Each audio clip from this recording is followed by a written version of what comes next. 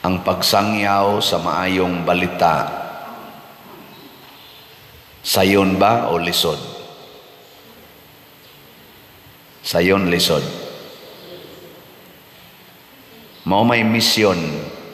Mao'y misyon sa mga apostoles. Mausad na'y misyon sa tanang binunyagan.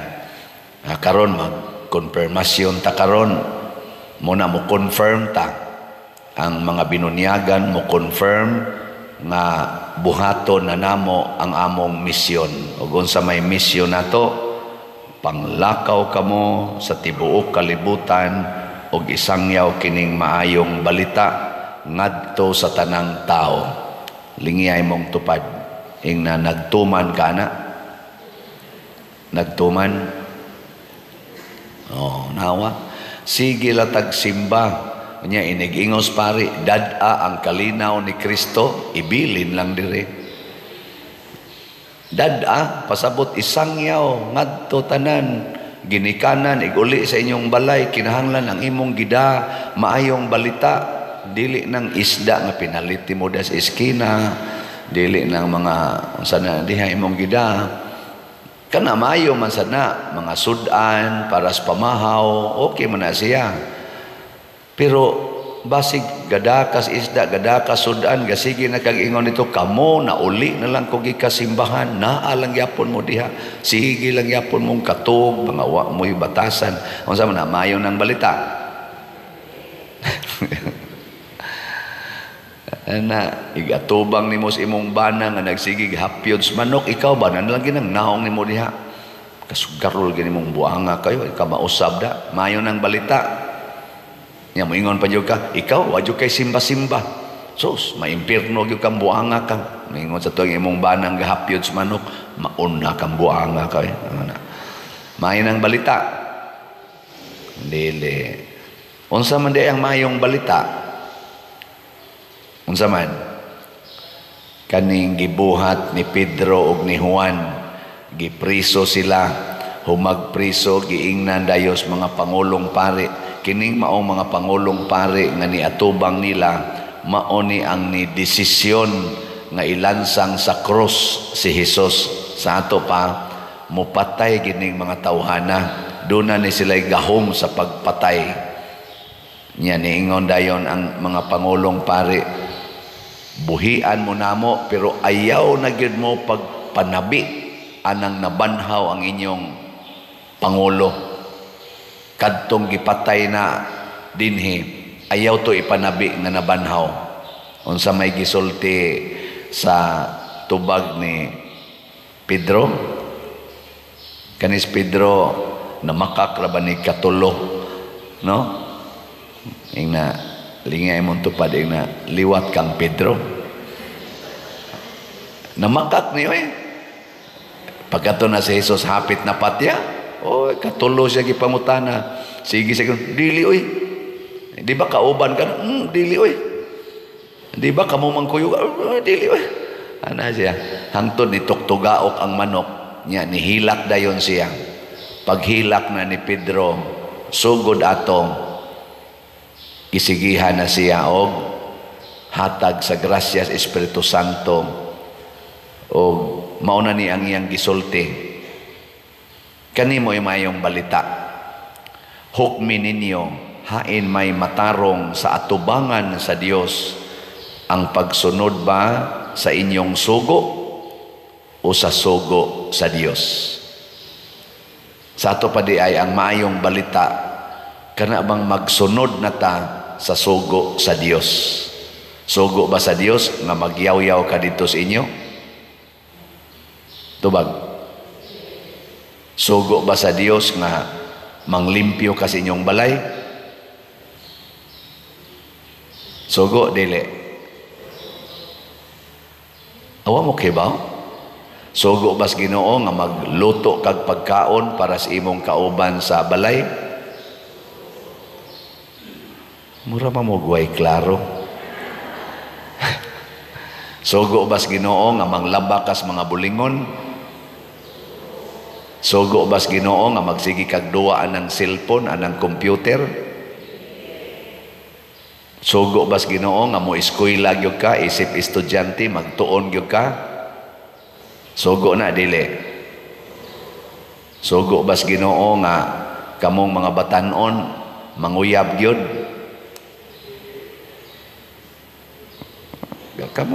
Kamoy rason niya. Pamalandong Importante kamaotang maminaw sa Ginoo. Doon natay daghang sayop, na atay daghang iusab, usbunon sa tong kinabuhi. Sama ni Pedro, dugay ang iyang proseso sa pag-usab, pero nausab gid siya. Kana bang moabot gid unta ta sa punto nga ganahan na gitang musunod sa sugo sa Ginoo. Si Father Red nga nag-birthday karon, nasa na siya istorya nga ning gawas na siya sa seminaryo, na under man nako siya sa SPFY katong diha pa ko na-assign sa seminaryo, ning regency na siya. Naghunahuna siya og laing classes kinabuhi. Unya doon na dayoy mga panghitabo nga iyang na pamalandungan nga pabalikon siya sa seminaryo. Iyang gisunod. Karon makakolekta na gyud. Ano sugo sa Ginoo, di ba? Kanasang akong manghod si Clito, kuan man na kanana ang kamanghuran namo, Legion of Mary pud na siya. Niya akong pag-graduate na nako sa college 1987, pagka 1988 kuan naman may kanang regular nako. Nya duha man sa akong manghod ang wa ka eskwela, ang sunod nako si Romeo, unya si Cleto, kamanghuran pulos na sila graduate og grade 6. Ako din silang giistorya, kinsa ninyo gustong mo eskwela, usa lang ninyo kay di nako makaya ang duha. Ingon dayon si Cleto wa magtingog-tingog, nya si Mio kay gusto namang magminyo, kugihan naman kay ditong nagsigig panguma. Dako naman kay uma sa amo. Ingon des Mio kana alas Cleto kay bata pa. Ako di siya gipa eskwela din siya. Pagdangtan og usa ka semana, naghilak man dito sa amo. Pag abot na ko bagi kang ko opisina, nanganong gahilak bang ka? Di na ko kaya ang pag-eskwela. Labad kay akong di ko kamausa. Di jud ko kasabot na sa kanang diskusyon sa maestra. Iko ko masayang lang imong gasto. Nako sige ugma uli bukid ing natong imong maguwang pari adire kay ipuli nako to dito ni mo eskwelahan. Nya nganha nas Mio apo nang giadtong principal sa Sisi Yose na karon. Si kuan man tingin to si Ma'am Attorney Barcelo siguro to principal. Nya kay kaila raman pud ni mi kay suod-suod man ko diha si Sisi Sona. Ako din ito, ma'am, ako ning ipuli akong manghod. Ingon siya, uy, Chris, dili man ni basketball nga naay substitution. Nagsugod naman klase, Chris, o niya, ganang, dili man ni pwede, kay may magbasketball ni nga time out ring usa, out niya, substitute ning usa. Nako, ma'am, first name Ragyod Usbon, ma'am, first name Ragyod og edad, mao Ragyod Usbon. Ang middle initial, ang middle name, hasta ang apelido, maura gyud. Tas tang kumbati na ko ato og tuod man ni substitute si Romeo og si Mio mo ni Lampos og Marin hangtod nagtrabaho na gid siya isip marinero og ni retire after mga 25 years. Si Clito nagpabilin gina siyang ingon ana. Nya unsa may sugo kas Ginoo niya, ako patong pangutanon. O kining iyang kinabuhi karon sugo bas Ginoo, pero sige siya serve sa simbahan, doyo, ginana. Mao sa tingin na iyang gusto. Basta ang timailhan nga nagsangyaw tas maing balita, nagsunod tas sugo sa Ginoo. Kana bilingi ako no imong tupad, ing na nagsunod ka sugo sa Ginoo. Kanisa si among inahan, si Mama Bali, may tawagan Valeriana man na siya. Bali ang angga, Mama Bali. Na Ambot nagsunod basta kay sa pulong sa Ginoo. Kay basta nga akong namatngunan, sukad pagkamatngon na kog buot, hangtod nag-edad kog mga 10 anyos, sige gina siya latos namo. Latos gina. Mag-average kami kaduha latoson sa usa ka adlaw. Kana ra bagyong sangas bayabas, mga bali gina sa among lawas. Karon nakapamalandong ko, nagsunod ba kato siya sa pulong sa Ginoo sa dato, no? Basta kulbaan gyud ko bisan gani karon ba nga pari nako, hapit na ko mamatay. Kanang makadungog ko na bitang anas balay nga kana bitang musyagit ang mama sa kasuko. Mana ba? Mukuba akong dughan kay mao man ay tono ni mama. Mao na tono ni mama nga kana bitang musyagit bitaw. Piste mo. Papulion din mga tos balay. Nya kana sa sklito, mao sa nay among pagkatao na ana niya, mao ginay gadag dimal namo ng sige miglatusan. Kay kuan man kana kanang gamay kay siya ba nya kaming tulo. Dagko nami barkada ming tulo ka laki. Mukuyog mo na siya nya galisod paglakaw ba.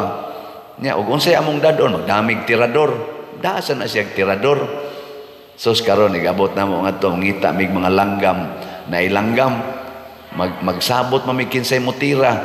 Ako makabaon ako mutira hasta ako maguwang hasta mangon ako miyo kana mas klito mo ilog-ilog na magkurog-kurog ra bang kamutan iya ding tirahan didigid maigo iglopan amo ding hapakon ikaw po amo hilak mo dai among tapinan ang baba kay makadungog si mamang na imo hilak latosan man gid tapinan among baba sus mamuwa masad nga rin kay di na mo patingogon so igbuhi na mo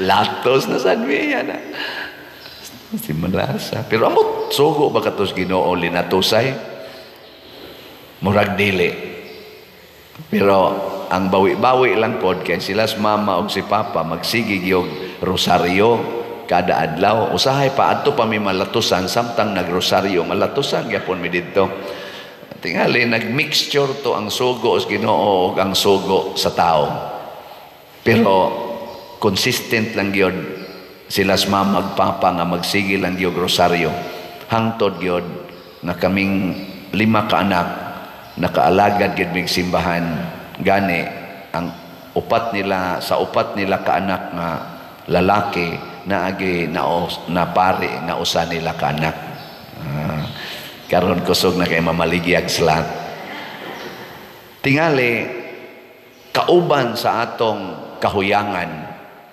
kauban sa atong kakulangan maningkamot ta pagtuman sa sugo sa Ginoo ug ang sugo sa Ginoo makaayo gid na sa katilingban unya matuman ra na nato kung magpadayon gitag ampo kana bang mahimutang maampuon mo na iampo nato ato mga politicians kauban sa ilang mga kahuyangan kauban sa ilang mga kakulangan mahimo ta silang maampuon unya naa bang gugma sa pag-alagad kasama nila ni San Pedro ang gugma nila ni Jesus nahimo sang gugma nila sa katawhan alang sa kaluwasan kana mo'y maayo kayo muna diri sa atong ebanghelyo gisaway sila ni Jesus nga nagpagahi sa ilang mga ulo so mga gahiog ulo sa gining mga apostoles pero wa gyud mo surrender si Kristo sige lang gyud siya sige lang gyud hangtod gyud nga nahimo gining mga martyrs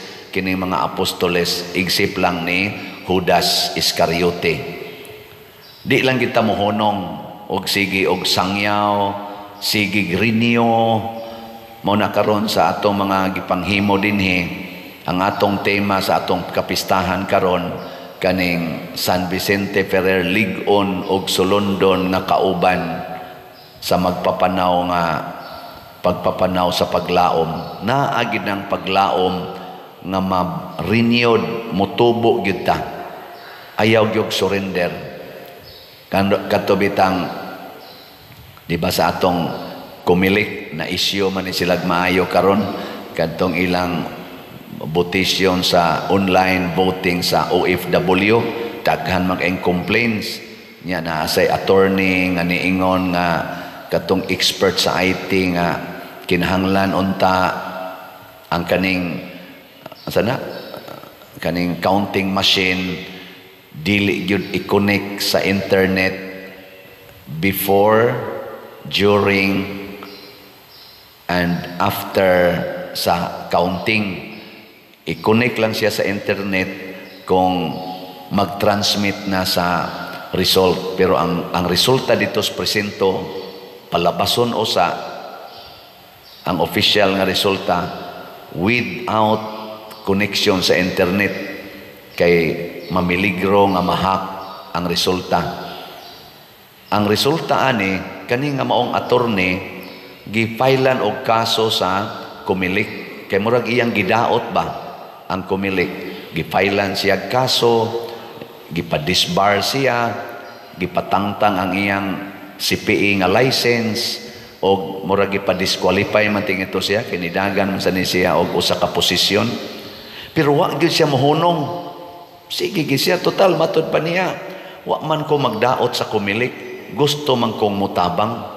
Nya nakita na ko karon sa iyang vlog, gabi nakita na ko, bag-o pa lang gyud iyang gipakita na anay amendment sa kaning procedure sa Comelec. Giapil na dito nga dili i-connect ang counting machine sa internet before, during, after sa pag-release. I-connect ra siya, inigkuan na. Perti niya sang daig sa Comelec, ingon siya kanindot aning gibuhat sa Comelec. Pasabot, ang Comelec naminaw, wa magpagahi sa ilang kasing-kasing naminaw. Og nakita nila maoday ni ang makatabang aron ma-relax ang mga botante. Kay mao man ay gustos Ginoo nga ang Comelec muhatag og assurance sa ilang sistema og sa ilang mga kinaiya nga ang atong gihatag nga kada vote, kada boto nga atong gihatag sagrado man na, kay ato man ang desisyon nya, kaugmaon manas nasod, protektahan gid na siya nga maihap gyud, dili mamimber anang gitawag og dagdag bawas. Kay mao man na ang tikas dias machine, dagdag bawas. Ang di nimo gustong padag-on, bawasan. Ang gusto nimong padag-on, dagdagan. Ana man na ang duwa. Og pinaagi niini basin pa matabangan. Og mao na nga ning hangyo ning maong lawyer na man na social media, tanawala na ninyo, ning ingon gid siya, atong bantayan, labi na gid kunos mga BEI, it must be a serious rule na inig closing na sa machine, kanang inig testing bitaw for sealing, kanang before siya gamiton, i-sealed man na siya, kinahanglan gyud nga dili siya connected sa internet during testing. Nya inig testing nga clear gid siya, why sod ana paragos ballot box sa una katong ana-anaon ba, ana-anaon. Karon ikuan naman i-run naman ang machine, dili gid siya connected, inig run kuno haron inig silyo na niya ang result, limpyo gyud. Nya dili gyapon connected hangtod mahuman ang voting, hangtod mo pagawas sa iyang resulta. Una pa siya i-connect to transmit ngadto na sa higher nga convening machine. Ayan na. Nindot. Makatabang-tabang gini. O ato pag yung monitoron. Nga naman, kay ang gusto lagi sa Ginoo na agin ng truth. Mo nang niingon si Pedro, kinsa may among sundon, ang kamatuuran o ang bakak. Nganong didan maminimo pagsulti, nga ang among kasing-kasing nakasinati man, ang among hunahuna o ang among kaugalingon nakasinati mas kamatuuran. We should stand by the truth. Og mao na mugawas gid unta ang kamatuuran karong midterm elections ug sa tanan pa natong mga elections, mugawas unta ang kamatuuran kinsa gyud gipili sa mga Filipinos aron di na ta magsagubang aning kagubot, kaning pagka bahin-bahin o kining pagka questionable nga mga transaksyon sa ato karong katilingban, labi na sa atong gobyerno. Mahimo ra ni kung magsunod tas Ginoo dili sa tao.